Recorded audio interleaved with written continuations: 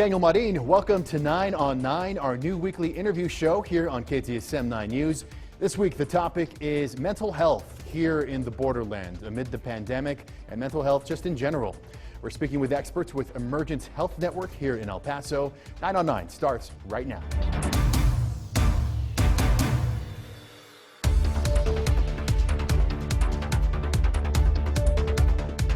The need for mental health services has greatly increased during the COVID-19 pandemic, and while providers quickly adapted to the changing environment, many issues remain the same, including ensuring access to services when needed and targeting at-risk populations who need help the most. Now, as the local mental health authority for El Paso County, Emergence Health Network has been on the forefront ensuring delivery of mental health services. EHN is commemorating its 55th anniversary this year, and officials are looking back at lessons learned as well as looking forward to the future growth and partnerships. So joining us today is Rene Hurtado, Chief of Staff for EHN, and Celeste Nevares, Chief of Clinical Services. Thank you so much for being with us. Celeste, I'm going to start with you. So as people continue to deal with the behavioral health ramifications of the pandemic, can you tell me how El Paso has fared during this time from a mental health standpoint? El Paso has fared as well as anybody else has, but our response to COVID-19 was a little different just because we also had the August 3rd incident within the same 24-month span. So thinking about that and keeping that in mind, we started to come up for air and then COVID-19 hit. So all things considered, I am incredibly proud to be an El Pasoan and the resiliency that we've seen from our community and the fact that we are all just trying to do the very best that we can. And Rene, just from an organizational kind of standpoint, EHN is the largest provider of mental health services in the community. So what changes did you all have to make to ensure that patients still had access to services during the pandemic? Well, yes, as Celeste mentioned, we did work hard to make sure that our patients had access to services when they needed it the most. We quickly moved to a telemed format, to have telemedicine, to have folks call us or reach their provider on their iPad or on their phone, on their laptop. And we did that really within a matter of days. So it was exciting to see us really quickly adapt and make sure that folks had access to the providers when they really needed it. We also continued our face-to-face and clinic hours, so folks could come in and see someone in person. We, of course, like every other provider and business in the city, worked to make sure that everyone was following guidelines, had masks, had proper distancing. So in the end, none of our mental health programs had to shut down, and we all continued seeing our patients throughout this entire pandemic. So it was really good to look back and see how folks really did have access to the mental health services they really needed. Celeste, you mentioned August 3rd. I'm curious as to whether the type of help that people needed, how different was that from August 3rd compared to the type of mental services maybe people were seeking just because of the pandemic? It was different because after August 3rd, the same day we were able to respond and rebuild. We were able, August 4th, folks were being seen by therapists. August 3rd and 4th, we were able to provide those mental health services. And I think people were quick to respond in recognizing that they were impacted and upset or triggered by this. What was difficult about COVID is I think a lot of us thought it was going to be 2 weeks. We thought this will be a couple months at most, and here we are a year later. So the difference of the duration, the stamina required for our mental health and this sort of stress response. Stress responses are not intended to last this long, and here we are a year out. So I'm happy with the fact that we've had such a large response of people reaching out, not only at the beginning, but continue to recognize that mental health is a concern and continue to put this at the forefront of their wellness. Everyone thought that the pandemic was going to be about 2 weeks, maybe a month. Let's see if it goes a couple of months. Your providers, do they approach things differently because of that, because of how long it lasted? We did. We had to think about the fact that we are both in the rebuilding phase, post-trauma, and still in the trauma of COVID-19, in that folks were still getting sick, folks were still impacted financially, emotionally, physically by all of these different areas. And so our therapists and our clinicians were wonderful in that they were adaptive and treating each family and each person individually and meeting them where they are at so that they can best serve them. And of course, children and families were very much affected by the pandemic. Celeste, what services do you all have available for children specifically? Absolutely. Our children's services have not stopped. We have case management services, psychiatric services, therapy services, and I'm really proud of that unit because of the fact that we've had to adapt by doing that telehealth and teletherapy via Zoom and DoxyMe. You know, we're doing play therapy through video cameras. What do you have at home and what do I have in my home? And so we can still make it entertaining and kid-friendly and still treat the mental health needs of our children and the adolescents we serve. And Renee, we're all still kind of getting used to all of the Zoom meetings that we've had to do, everything that we have to do online. Now, was there a learning curve when it came to the therapists and the clinicians just getting up to speed and working via telehealth? I know you all have been doing telemedicine for a while though, right? There was actually a very short learning curve. Our therapists were very quick to learn how to use this technology and how to make sure it benefited patients. And we had services not just for kids, but adults also, as you know, needed a lot of help. So we launched several new programs throughout the pandemic specifically to help meet those needs. For example, we launched our crisis counseling program through a grant from FEMA, where we have specially trained team of counselors that are seeing patients and talking to patients on the phone specifically to meet their COVID mental health needs. Yeah, you did mention crisis. I do want to talk more about crisis intervention and suicide prevention, but we do have to take our first quick break here. You were watching 9 on 9 here on KTSM 9 News. Thank you so much for being with us. We'll be right back.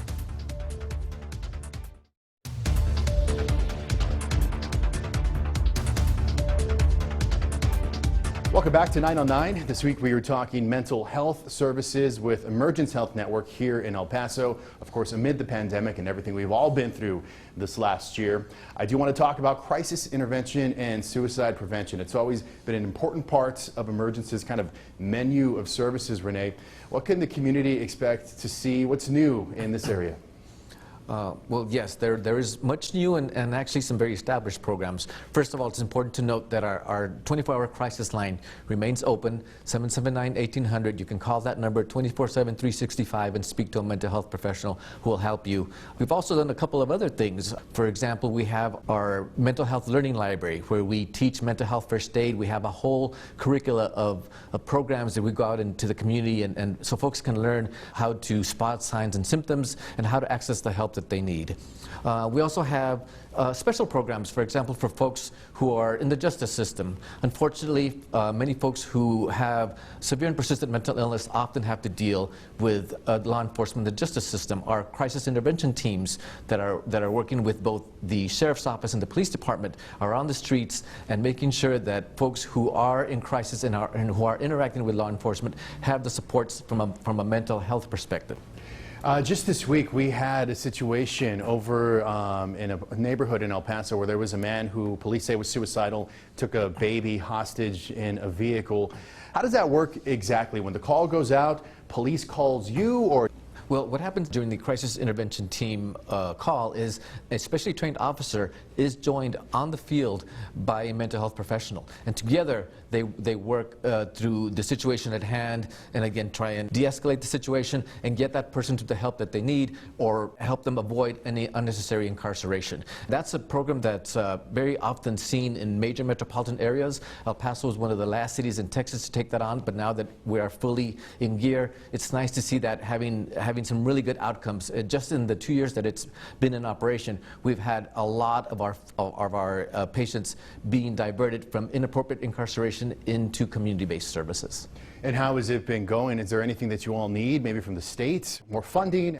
Well, funding is always a challenge, but thankfully the state has been very active in looking for solutions for individuals in the justice system who need mental health services. Our delegation, led by Senator Blanco, has been very supportive of EVHN's efforts, not just in the justice-involved arena, but in all of our programs. Funding can always be a challenge, and we all know that COVID-19 really affected state, federal, even local budgets, but people seem to realize, lawmakers and policymakers seem to realize that this is not the time to be cutting mental health services, because as we mentioned at the beginning of the program, this is when the need is the most. Celeste, there are certainly certain groups who are at a greater risk of crisis and suicide. What does the HN do to kind of help mitigate these risks within the population? Well, we recognize the fact that there are greater risk populations. We want to take extra precaution with our young adult, our adolescent, and our elderly community.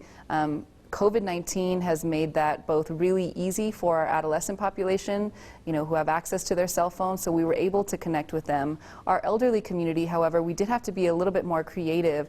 Our crisis counseling program, specifically for COVID-19, did a lot more newspaper ads, mailer cards, just to make sure that the elderly community knew that they had access to mental health services, even if they did not feel comfortable coming face-to-face, that we were available by phone if they weren't comfortable accessing technology. Because of the fact that these greater risk populations need a little extra care, a little different care, and we want to make sure we're meeting them where they're at so we can best connect with them. You mentioned the adolescents. We've reported a lot on the elderly and how, of course, there's increased loneliness due to the pandemic, a lot of isolation. What kind of issues have you seen, though, within younger people, within adolescents? When we talk about children and adolescents, we have to understand that COVID-19 for adults is different. Perspective is a byproduct of experience. So adults can pull from experience that they've faced a crisis or a difficult time and can recognize, I've been through this before, maybe not a pandemic, but I've been through a difficult time before, I can do it again. Versus children and adolescents don't have that experience to pull from, and so when they say prom is canceled or the school dance is canceled and it feels devastating, it's because it is. And so recognizing that this is their world and we want to honor that and honor the loss that they are feeling beyond just death and COVID loss in that sense, but the loss of normalcy, and recognizing that these children are having a difficult time and we're here to cope with them and not dismiss them. And I guess when you take away things like school and classmates, or for the older kids, graduation, proms, that could be traumatic for somebody, because these are milestones and markers in a person's life. Absolutely, and it's easy for us to say, well, I went to prom and it was awful, or it wasn't a big deal, and to write it off as something small. But for them, they've not experienced that yet, and so it does feel much more devastating to them. All right, we do have to take another break. You are watching 9 on 9 here on KTSM 9 News. Stay with us.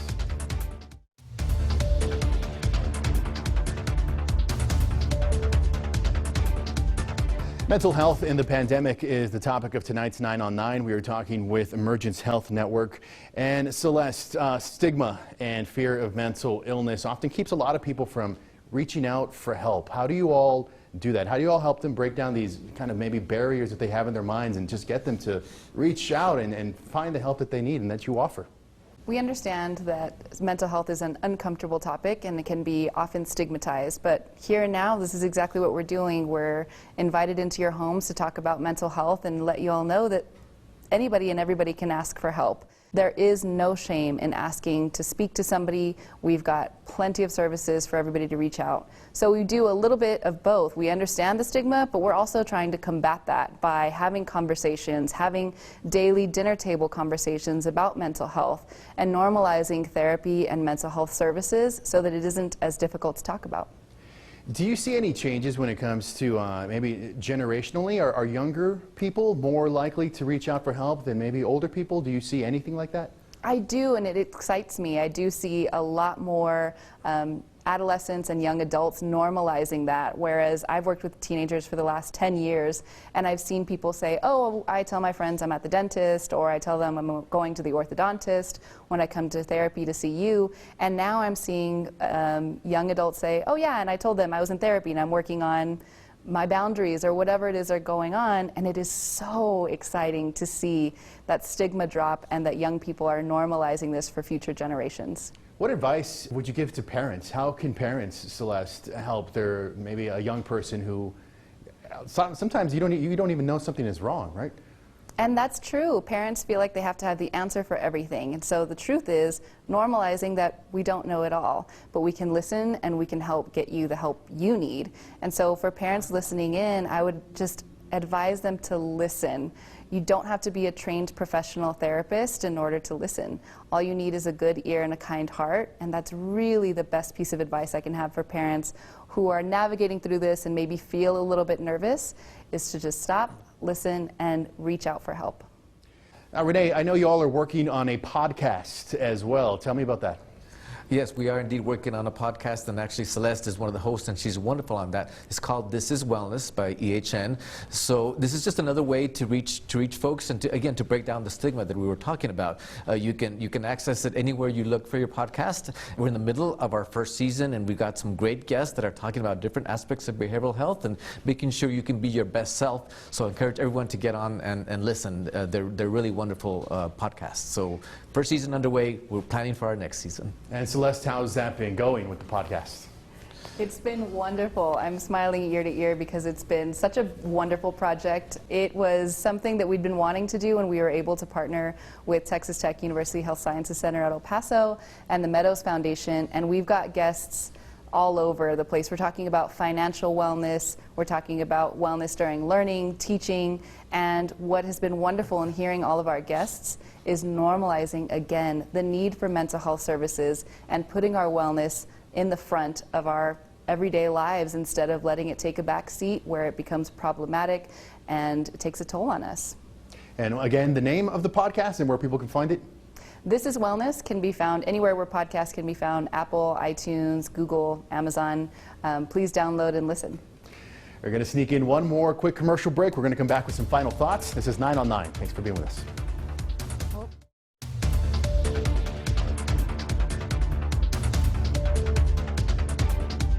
Welcome back to 9 on 9. We're talking about mental health in the Sun City amid the pandemic. Before we go, Renee of Emergence Health Network, what's on the horizon for you all?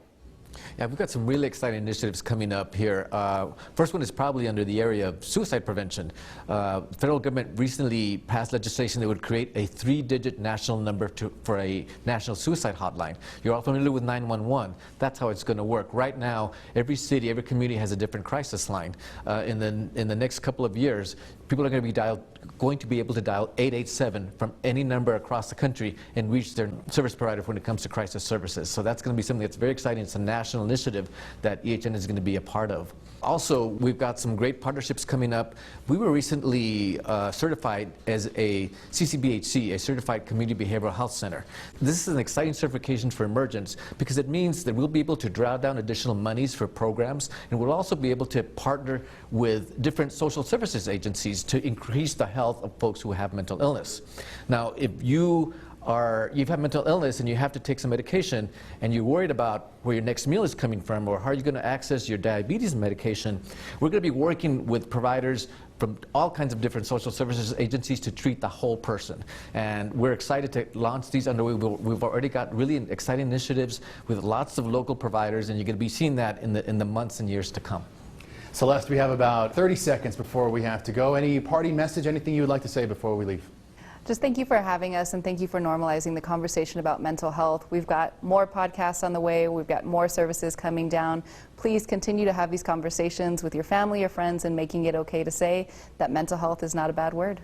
There is no shame, and there is so much help out there if you just go out and look for it. Renee Hurtado and Celeste Nevares of Emergence Health Network, thank you so much for being with us. And thank you at home for joining us. Don't forget, if you missed any part of our program tonight, we're going to be putting it up on KTSM.com. This has been 9 on 9. Have a great night, everyone.